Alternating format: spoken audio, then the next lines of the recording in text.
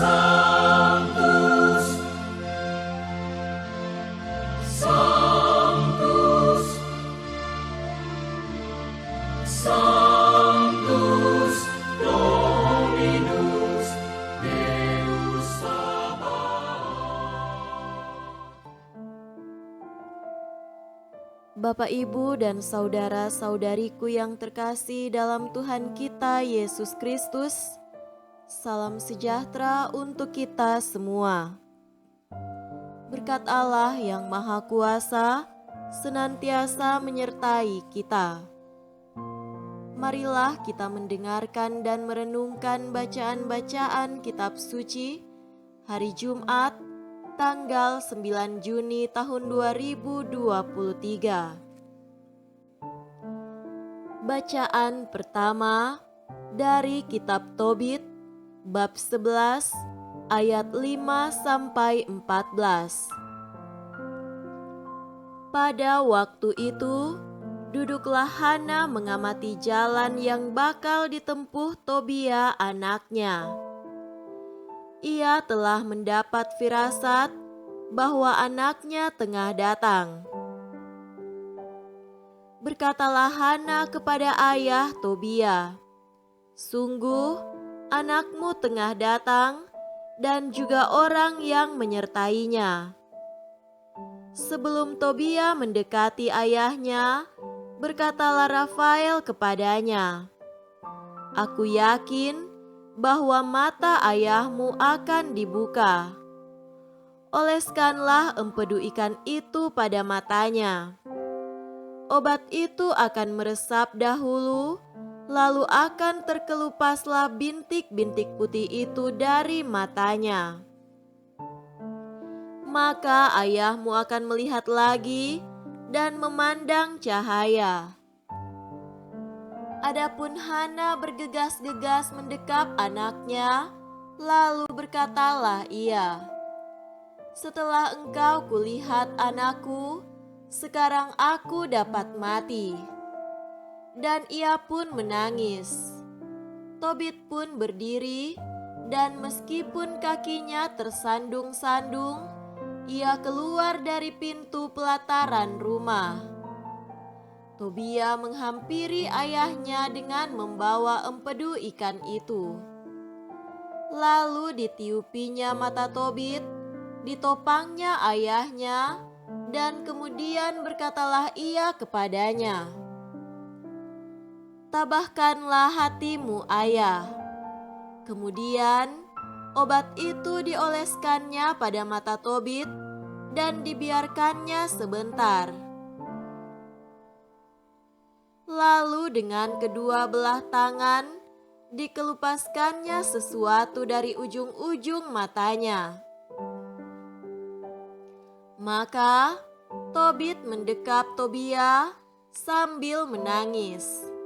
Katanya, "Aku melihat engkau, anakku, cahaya mataku." Ia menyambung pula, "Terpujilah Allah. Terpujilah namanya yang besar.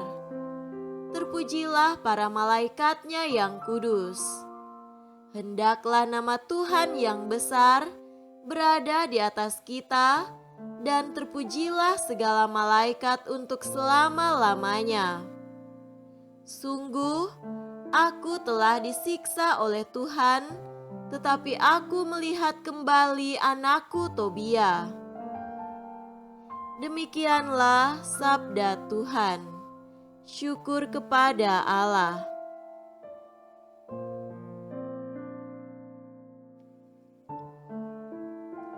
Semoga Tuhan beserta kita sekarang dan selama-lamanya. Inilah Injil suci menurut Markus. Dimuliakanlah Tuhan. Injil Markus bab 12 ayat 35 sampai 37. Pada suatu kali ketika Yesus mengajar di Bait Allah, ia berkata, "Bagaimana ahli-ahli Taurat dapat mengatakan bahwa Mesias adalah anak Daud?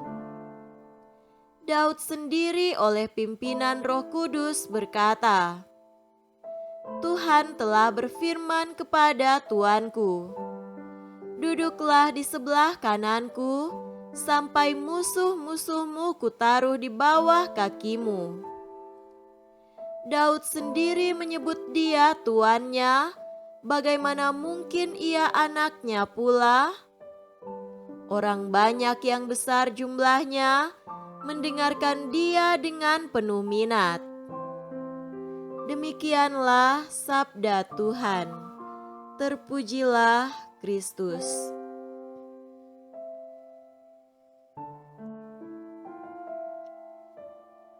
Saudara-saudariku yang terkasih dalam Tuhan kita Yesus Kristus, tema renungan kita pada hari ini adalah bicara dan dengar dari hati.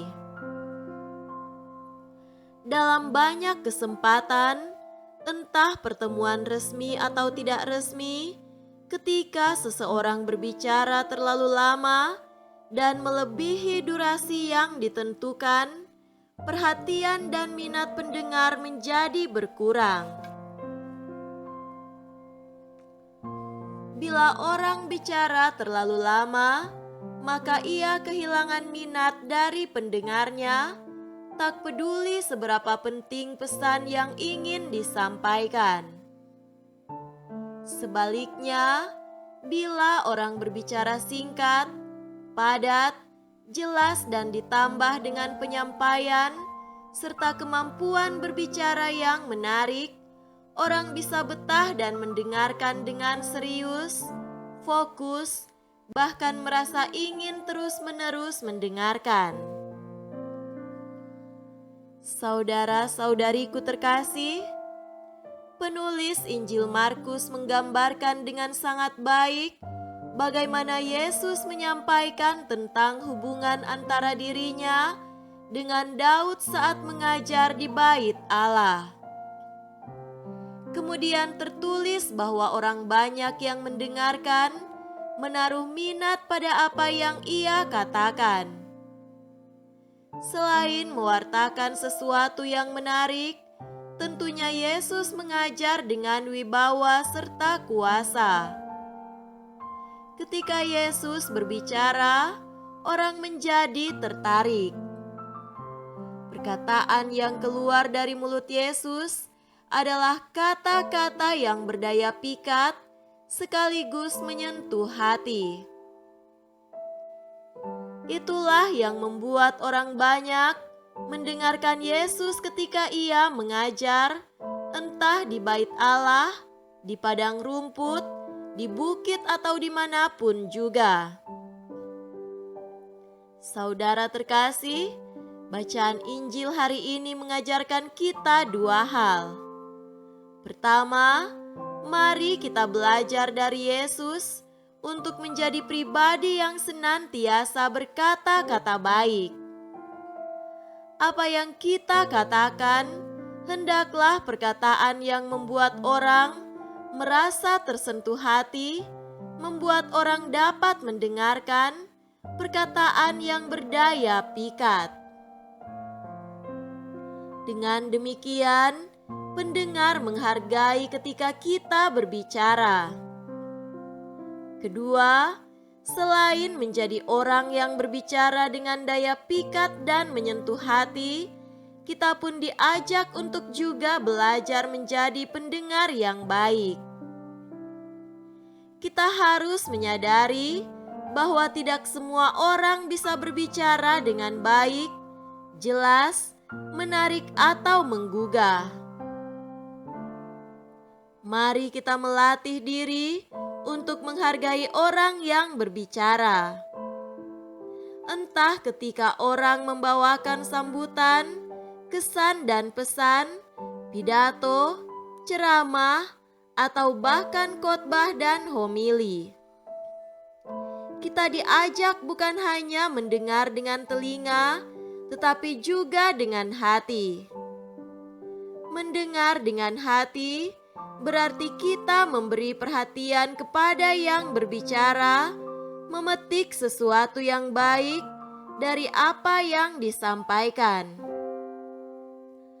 Yesus pun tak hanya berbicara, tetapi ia mendengarkan keluh kesah, jeritan hati, bahkan juga protes dan kemarahan dari banyak orang. Jadilah seperti Yesus yang berbicara dengan daya pikat dan menyentuh hati sekaligus mampu mendengarkan orang lain.